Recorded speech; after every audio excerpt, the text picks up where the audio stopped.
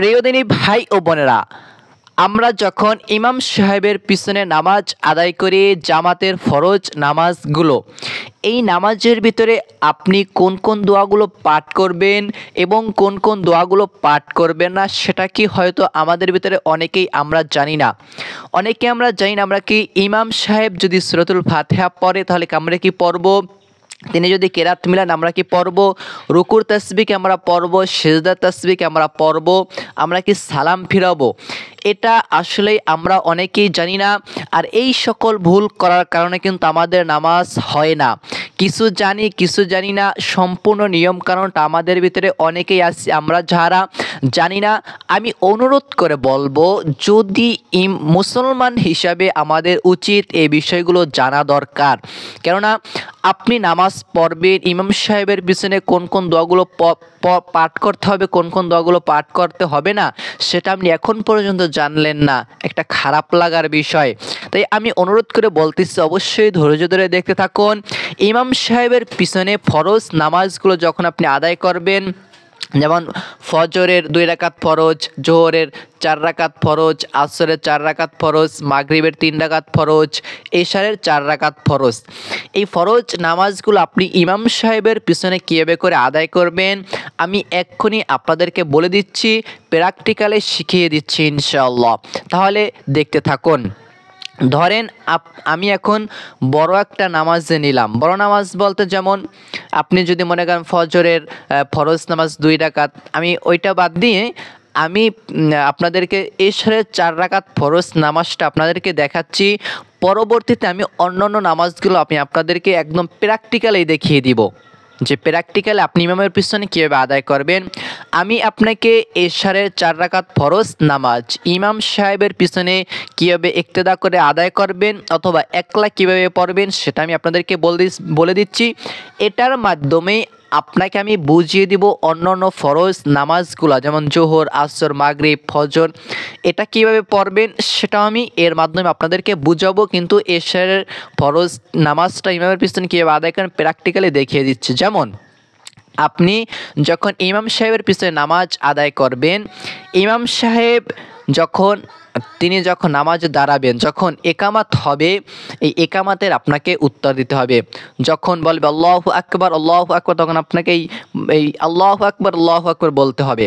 যখন বলবে আশহাদু আন্না মুহাম্মাদুর রাসূলুল্লাহ, তখন আপনি বলবেন সাল্লাল্লাহু আলাইহি ওয়াসাল্লাম। কেন নবীজি বলেছেন, যে ব্যক্তি নবীজির নাম পড়লো, শুনলো, কিন্তু দুরূদ পড়লো না, সে ব্যক্তি ধ্বংস হয়ে যাক, নাউযুবিল্লাহ, নবীজি বলেছেন। তাহলে কিন্তু আপনি ধ্বংস হয়ে যাবেন, এটা করবেন না। সবসময় নবীর নাম শুনলেই দুরূদ শরীফ পাঠ করবেন। এখন আসেন আপনি এশার নামাজটা কীভাবে আদায় করবেন। সর্বপ্রথমে আপনি নিয়াত করবেন। যখন ইমাম সাহেবের পিছনে দাঁড়াবেন তখন আপনাকে নিয়াত করতে হবে। তবে আপনাকে মনে রাখতে হবে যে তাকবীরুল্লাহ না ছোটে। তাকবীরুল্লাহ কি সেটাও আমি বলে দিচ্ছি। সর্বপ্রথমে আপনি নিয়াত করে নেবেন আগেই। যদি আরবিতে নিয়াত করতে চান, নাওয়াইতু আন উসাল্লিয়া লিল্লাহি তাআলা আরবাআ রাকাতাই সলাতিল ইশাই ফরদুল্লাহি তাআলা ইক্তিদাইতু বিহাজাল ইমাম মুতাওয়াজ্জিহান ইলা জিহাতিল কাবাতিশ শরীফাতি আল্লাহু আকবার। নিয়াত করলেন আরবিতে। এখন আপনি বাংলাতে কীভাবে নিয়াত করবেন? বাংলাতে এইভাবে করে নিয়াত করবেন, আমি কিবলামুখী হয়ে ইমামের পিছনে আল্লাহ তাআলার সন্তুষ্টির জন্য এশার নামাজ আদায় করতেছি, আল্লাহু আকবার, হয়ে গেল। অথবা আপনি যেটাও বলেন, আমি ইমামের পিছনে আল্লাহ তাআলার হুকুম এশার নামাজ আদায় করতেছি, আল্লাহু আকবার। বাংলাতে যত সহজ আপনি নিয়াত করতে পারেন, কোনো সমস্যা নেই ইনশাআল্লাহ। তাহলে আপনি নিয়াত করলেন, এইবার আপনি কি পাঠ করবেন, মানে নিয়াত করলেন আল্লাহু আকবার, এটা তো ইমাম সাহেব বলবে, আপনারা কি বলা লাগবে? অবশ্যই বলা লাগবে। এটা হলো তাকবীরে তাহরিমা, বাদা হচ্ছে ফরজ, তা নাহলে কিন্তু নামাজ হবে না। আপনি যদি না বলেন তাহলে কিন্তু নামাজ হবে না, বলেও এটা ছাড়বেন না। যদি ছেড়ে থাকেন তাহলে এখন থেকে সামনে আর ছাড়বেন না কখনো, তাওবা করে নেবেন, আল্লাহ তাআলার কাছে মাপ চাইবেন। তাকবীরে তাহরিমা আল্লাহু আকবার, ইমাম সাহেব বলবে, আপনিও মনে মনে বলবেন যেন পাশের কারো ডিস্টার্ব না হয়। আল্লাহু আকবার বলে হাত বাঁধলাম। এইবার আপনি ইমাম সাহেব সানা পড়বে, আউযুবিল্লাহ বিসমিল্লাহ পড়বে, আপনিও সানা পাঠ করবেন। সুবহানাকাল্লাহুম্মা ওয়া বিহামদিকা ওয়া তাবারাকাসমুকা ওয়া তাআলা জাদ্দুকা ওয়া লা ইলাহা গায়রুক, এই সানা পাঠ করতে হবে। তারপরে চাইলে আপনি আউযু বিল্লাহি মিনাশ শাইতানির রাজিম বিসমিল্লাহির রহমানির রহিম পাঠ করতে পারেন। তারপরে ইমাম সাহেব সূরাতুল ফাতিহা পাঠ করবে। আপনি কি করবেন? আল্লাহ তাআলা বলেছেন ইযা কুরিআল কুরআনু ফাসতামিউ লাহু ওয়া আনসিতু। আল্লাহ তাআলা বলেছেন যখন তোমাদের সামনে কোরআন তেলাওয়াত করা হয়, কোরআনের কথা বলা হয়, তখন তোমরা কি করো? চুপ থাকো, সেটাকে শ্রবণ করো। তাহলে আল্লাহ তাআলা কি করবেন? তোমাদের উপরে রহমত বর্ষণ করবেন। সুবহানাল্লাহ। তাহলে আপনি ইমাম সাহেব যখন সূরাতুল ফাতিহা পাঠ করবে, আপনি কি করবেন? শুনবেন। যখন বলবেন ওয়ালাদ-দাল্লিন, ইমাম সাহেব যখন বলেন তখন আপনি মনে মনে বলবেন আমিন। মনে মনেও বলতে পারেন, জোরেও বলতে পারেন, সেটা একান্ত আপনার ব্যক্তিগত ইচ্ছা, কিন্তু আমরা অধিকাংশ মানুষই জোরে বলি না। আপনি মনে মনে বলার চেষ্টা করবেন, মানে বলবেনই। তারপর ইমাম সাহেব একটা সূরা মিলাবে। সূরা মিলানোর পরে তিনি ওই সূরা বলি বা কিরাত বলি, সূরাতুল ফাতিহা পড়ার পরে একটা সূরা মিলাবে। আপনি যদি একা একা নামাজ পড়েন তাহলে সূরাতুল ফাতিহা পড়ার পর একটা সূরা মিলিয়ে নেবেন। তারপরে ইমাম সাহেব আল্লাহু আকবার বলে রুকুতে যাবে। এইবার আপনিও আল্লাহু আকবার বলে রুকুতে যাবেন। এই জায়গায় আল্লাহু আকবার আপনাকে বলতে হবে, বলবেন, বলাটা ভালো। তারপরে পাঠ করবেন সুবহানা রাব্বিয়াল আযীম, সুবহানা রাব্বিয়াল আযীম, সুবহানা রাব্বিয়াল আযীম। 3 বার পড়বেন।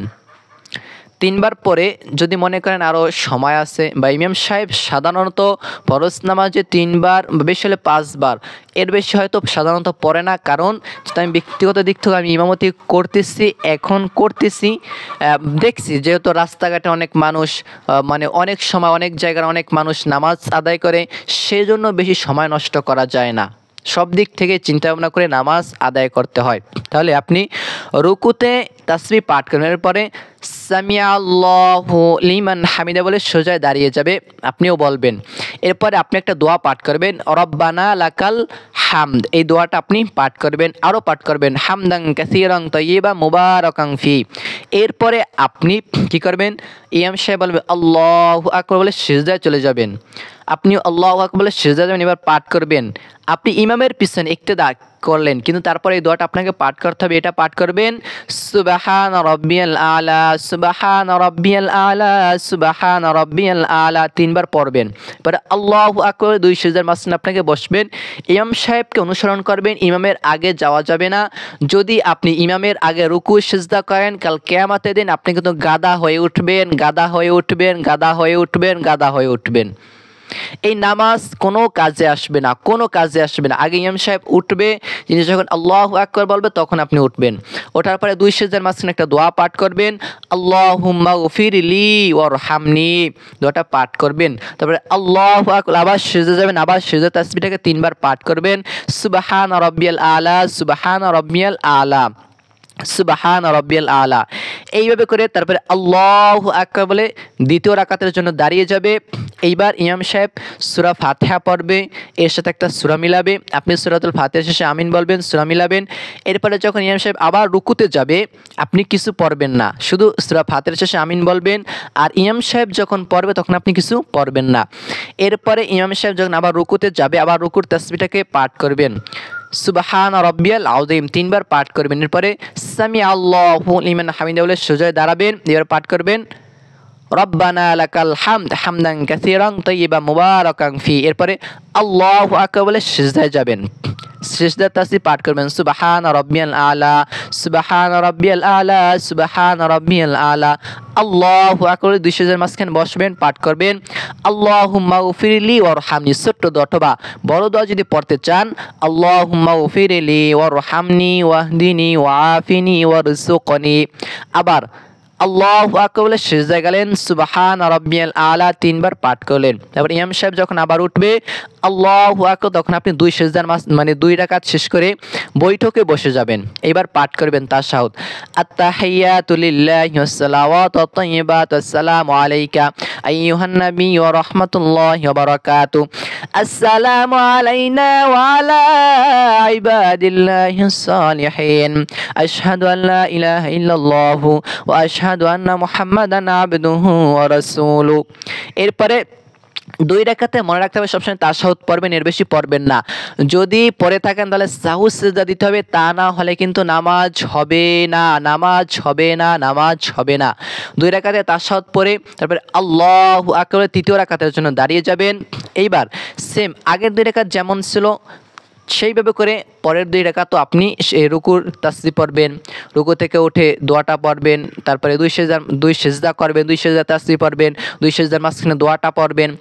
এরপরে আপনি এইভাবে করে ঠিক একদম 4 রাকাত পর্যন্ত শেষ করবেন। শেষ করার পরে তারপরে আপনি 4 রাকাতে বৈঠকে বসলেন। এরপরে আপনি তাশাহুদ, দুরূদ শরীফ, দোয়া মাসুরা পাঠ করবেন, যেমন আত্তাহিয়াতু লিল্লাহি ওয়াসসালাওয়াতু আত-তাইয়্যিবাতু আসসালামু আলাইকা আইয়ুহান নাবী ওয়া রাহমাতুল্লাহি ওয়া বারাকাতুহু আসসালামু আলাইনা ওয়া আলা ইবাদিল্লাহিস সালিহিন আশহাদু আল লা ইলাহা ইল্লাল্লাহ ওয়া আশহাদু আন্না মুহাম্মাদান আবদুহু ওয়া রাসূলুহু। দুরূদ শরীফ আল্লাহুম্মা সাল্লি আলা মুহাম্মাদ ওয়া আলা আলি মুহাম্মাদ কামা সাল্লাইতা আলা ইব্রাহিম ওয়া আলা আলি ইব্রাহিম ইন্নাকা হামিদুম মাজিদ। اللهم بارك على محمد وعلى آل محمد كما باركت على إبراهيم وعلى آل إبراهيم إنك حميد مجيد اللهم إني ظلمت نفسي ظلما كثيرا ولا يغفر الذنوب إلا أنت فاغفر لي مغفرة من عندك وارحمني إنك أنت الغفور الرحيم। এরপর আপনি আসসালামু আলাইকুম ওয়া রাহমাতুল্লাহ, আসসালামু আলাইকুম ওয়া রাহমাতুল্লাহ সুন্দর করে সালাম ফিরাবেন। যেমন আবার এইভাবে করে সালাম ফিরাবেন, লক্ষ্য রাখবেন আপনার ডাইন সাইডে যে আছে তাকে লক্ষ্য করে, এবং আপনার ডাইন কাতে একজন ফেরেশতা আছে তাকে লক্ষ্য করে সালাম দিবেন, এবং বাম সাইডে যিনি আছেন একজন ফেরেশতা আছে তাকে লক্ষ্য করে আপনি কি করবেন, সালাম দিবেন। এইভাবে করে নামাজ শেষ করবেন। তাহলে প্রিয়দিনী ভাই ও বোনেরা, আমি আশা করতেছি কীভাবে ফরজ নামাজ সেম অবিকল এই সিস্টেমে আপনি যখন 2 রাকাত পড়বেন, 2 রাকাতে গিয়ে তাশাহুদ, দুরূদ শরীফ, দোয়া মাসুরা পাঠ করে ইমাম সাহেব সালাম ফিরাবে। হ্যাঁ, 4 রাকাত, 3 রাকাতে ও 2 রাকাতে বৈঠক করবে, 3 রাকাতে গিয়ে আবার এই তাশাহুদ, দুরূদ শরীফ, দোয়া মাসুরা পাঠ করে সালাম ফিরাবে, যেমন মাগরিবের নামাজ। ঠিক একই নিয়মে আপনি সকল প্রকারের ইমামের পিছনে ফরজ নামাজগুলো এই নিয়মে ঠিক আদায় করে নিতে পারবেন ইনশাআল্লাহ। তাহলে আমি আশা করতেছি নিয়ম কানুনটা জানতে পারলেন, শিখতে পারলেন। আপনাদের জন্য খুবই কষ্ট করে সময় নিয়ে ভিডিওগুলো বানাই, অযথা কেউ খারাপভাবে নেবেন না। সুন্দর মজলিসকে সুন্দরভাবে করে ইসলামিক ভিডিওগুলোকে সাপোর্ট করবেন, এবং আপনাদের জন্য আল্লাহ তাআলার কাছে সুস্বাস্থ্য এবং ভালো কামনা করি, সব সময় আপনাদের জন্য দোয়া করি। আসসালামু আলাইকুম ওয়া রাহমাতুল্লাহ।